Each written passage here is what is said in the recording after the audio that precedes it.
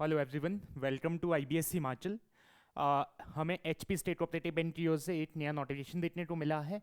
New recruitment के बारे में है। इसके बारे में कंप्लीट डिटेल हम इस वीडियो के अंदर डिस्कस करने वाले हैं। वैकेंसीज आउट हुई है, किस चीज़ की वैकेंसीज है और क्वालिफिकेशन क्या चाहिए, उसके साथ साथ एग्जामिनेशन पैटर्न और सिलेक्शन प्रोसीजर क्या रहेगा, इन सब चीज़ों पर डिस्कस करने वाले हैं इस वीडियो के अंदर। चलिए स्टार्ट करते हैं। नोटिफिकेशन रिलीज किया है एचपी स्टेट कोऑपरेटिव बैंक। ठीक है, देखिए ये नोटिफिकेशन रिलीज किया गया है। डिटेल्ड इंस्ट्रक्शन यहाँ पे है।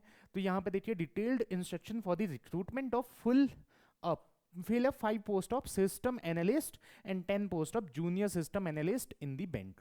तो जूनियर सिस्टम एनालिस्ट और सिस्टम एनालिस्ट की पोस्ट है। सिस्टम एनालिस्ट की 5 है, 10 पोस्ट जूनियर सिस्टम एनालिस्ट की है।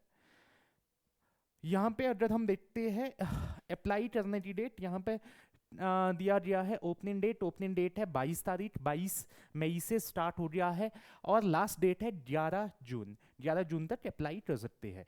एग्जामिनेशन फी की बात करें तो यहाँ पे मेल कैंडिडेट के लिए जनरल कैटेगरी 1000 रुपीज़ और male candidate SC ST OBC EWS BPL candidate के लिए 800, फीमेल कैंडिडेट के लिए भी 800 है।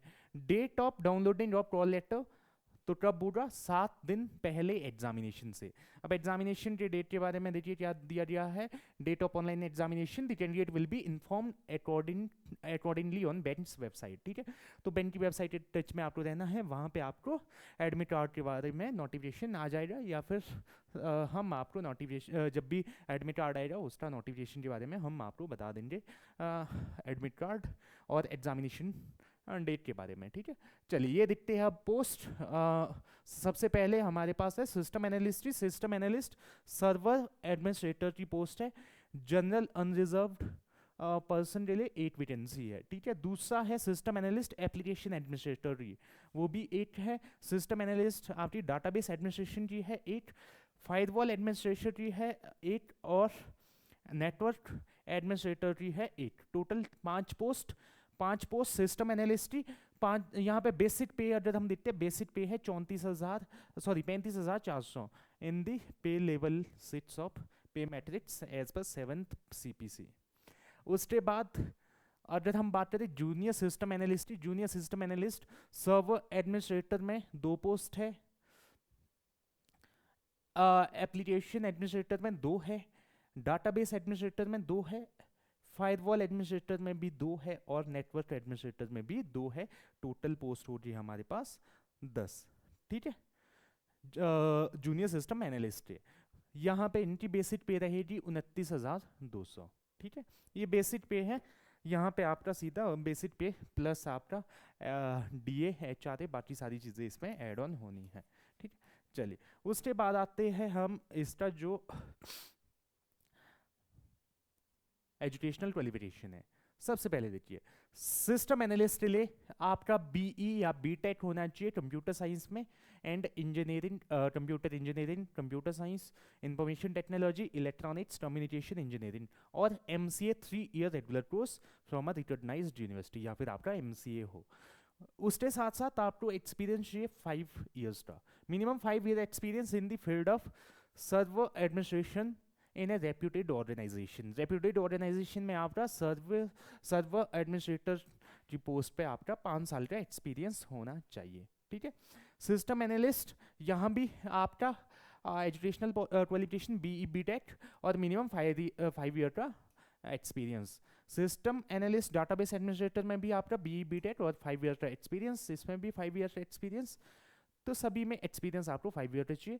अब जूनियर सिस्टम एनालिस्ट में क्या है, यहाँ पे आपको जो एक्सपीरियंस है वो 2 साल का एक्सपीरियंस यहाँ पे आपको चाहिए होगा। ठीक है, सभी पोस्ट जो भी आपकी जूनियर सिस्टम एनालिस्ट है वहाँ पे आपको 2 साल का एक्सपीरियंस चाहिए। चलिए, तो ये थी हमारे क्वालिफिकेशन के बारे में हमने डिस्कस किया। इसके बाद हम चलते हैं एग्जाम पैटर्न के ऊपर।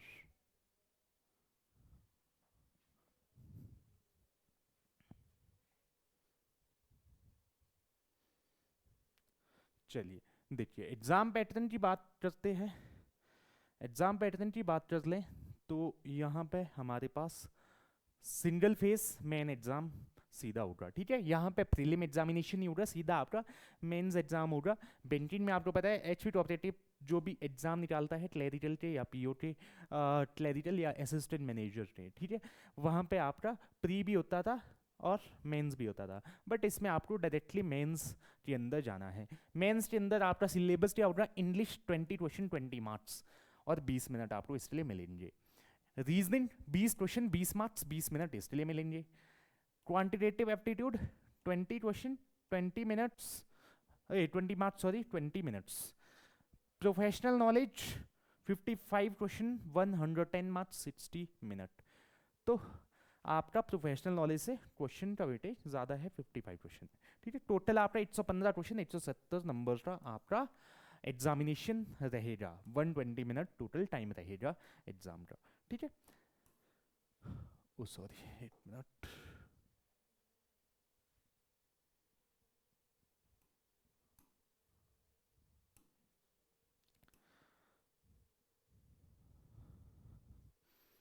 चलिए हमने एग्जाम पैटर्न की बात की। एग्जाम पैटर्न के बाद अब चलते हैं एग्जाम पैटर्न के बाद आपका क्या चीज़ रहने वाली है।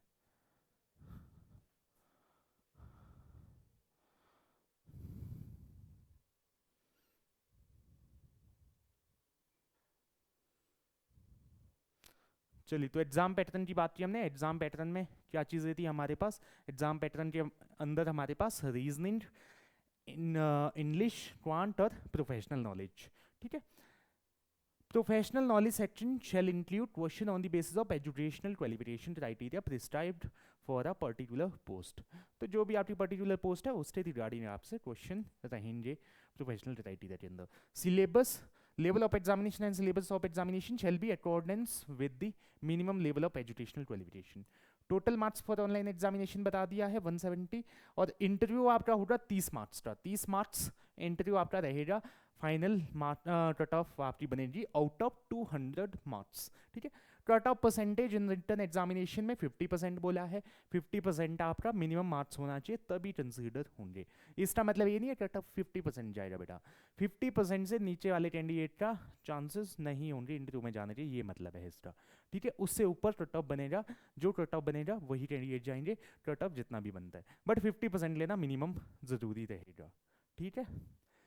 ड्यूरेशन ऑफ रिटन एग्जाम वो हमने देख लिया था, 2 घंटे का है। एज क्राइटेरिया, एज क्राइटेरिया आपका 18 से 45 ईयर्स। बाकी यहाँ पे डेट्स दोनों मेंशन कर दिए हैं। आपका 2 जनवरी 1980, 1 जनवरी 2007, इसके बीच में आपकी एज होनी चाहिए, ठीक है। डेट ऑफ बर्थ इसके बीच में होनी चाहिए। अप्लाई कैसे कर सकते हैं, अप्लाई आप एचपी स्टेट कॉपरेटिव की ऑफिशियल वेबसाइट पे कैरियर सेक्शन में जाएंगे। कैरियर सेक्शन में जाके आपको नोटिफिकेशन दिख जाएगा, वहाँ पे आपको अप्लाई करने के लिए ऑप्शन दिख जाएगा, ठीक है। वहाँ से आप अप्लाई कर सकते हैं, क्लियर है। तो ये सारी चीज़ें हमने डिस्कस की इस नोटिफिकेशन के बारे में। तो एचपी कॉपरेटिव बैंक की नोटिफिकेशन है, तो ये सारी चीज़ें और एजुकेशनल क्वालिफिकेशन हमने डिस्कस कर ली, बाकी सारी चीज़ें हमने डिस्कस कर ली है, ठीक है। तो यही इन्फॉर्मेशन आप सभी को देनी थी। ये एचपी कॉपरेटिव बैंक के द्वारा जो है वैकेंसीज निकाली गई थी। तो बाकी ये वीडियो आपको अच्छा लगा हो, इस वीडियो को लाइक करिएगा, चैनल पे न्यू है तो चैनल को सब्सक्राइब करिएगा। आपसे मिलते हैं नेक्स्ट वीडियो के अंदर। Till then bye bye.